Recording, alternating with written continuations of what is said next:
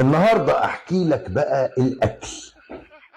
الاكل وصلوا يوم الجمعه بالليل.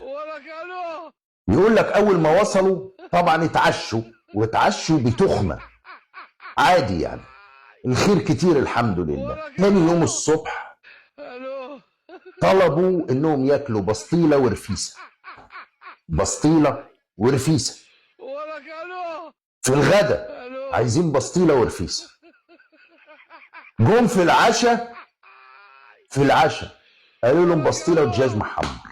هو عرس، انت جاي تحضر فرح يا قرقور، لكنه سامع عن الاكل ويقول لك كلوا بتخمه. تاني يوم في الفطار وطلبوا في الغدا نفس المنيو،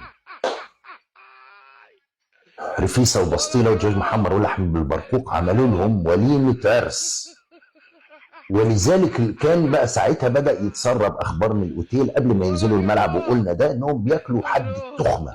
ده مش واحد هيلعب كوره، ده مش واحد هيلعب كوره ابدا. الله يا ود رفيسه والدين نفسين انتوا، ولا جايين تلعبوا كوره؟ انتوا جايين هنا تتنفسوا.